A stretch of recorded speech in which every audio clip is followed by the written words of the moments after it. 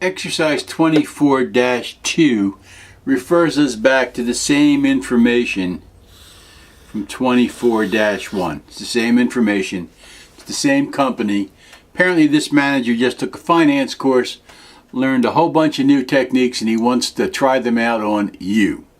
So he says, yeah, well, the payback period that you did last time was good, but I really want to know the net present value of this investment, because my finance professor told me that if the net present value is positive, I accept the investment, and if the net present value is negative, I reject it.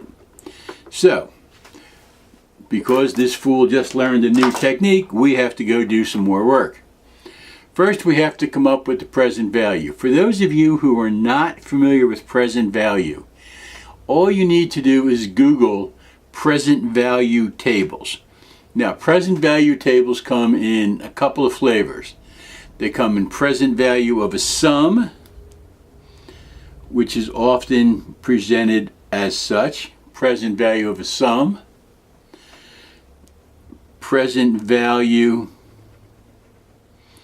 of an ordinary annuity. Present value of an annuity due. But the one you need is this one, present value of a sum. If you're not familiar with these terms, your finance guy will teach you all about those, okay? Present value and future value makes those guys all warm and runny. Anyhow, taking a look at the present value table, and you can Google present value table and you'll get 10,000 of them. They're also in your textbook. But you want the present value of 1, which is the present value of a sum. So, if you go look at a present value table, you'll find that the present value at 10% for n equals 1. This in the tables is represented by I. The interest periods are represented by n. So at n equals 1, I equals 10, you'll find that the present value factor is 0.9091. Do that multiplication and you come up with $54,546. That's interpreted as follows. $54,546 today is the same as $60,000 1 year from now if I get 10% interest. That's how that's interpreted. Then we'll look at present value of $40,000 the second year. N equals 2, I equals 10, and that is 82.8264. Multiply that out and we come up with 33,056. And again, that says $33,056 today is exactly the same as $40,000 2 years from now if I can get 10% interest or return on my investments. And we'll do the same thing for year 3. N equals 3, I equals 10.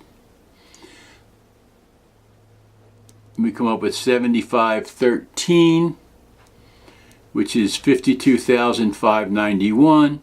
And again, to beat a not quite dead horse, $52,591 today is exactly the same amount of money as $70,000 3 years from now if I can get 10% interest.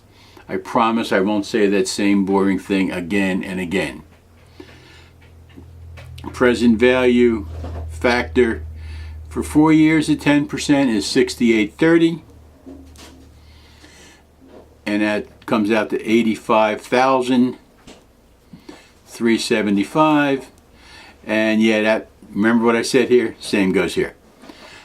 And 5, I equals 10, n equals 5, we come up with a factor of 6209,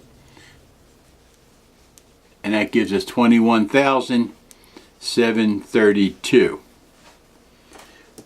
Now we'll add that together. Okay, so our present value, our net present value of the expected cash flows is $247,300. That's the value if we got all of those cash flows today. $247,300 would be exactly the same as getting these sums at the end of each of those periods. We're investing $180,000. Remember, that was the deal from before. We still had that $180,000 investment.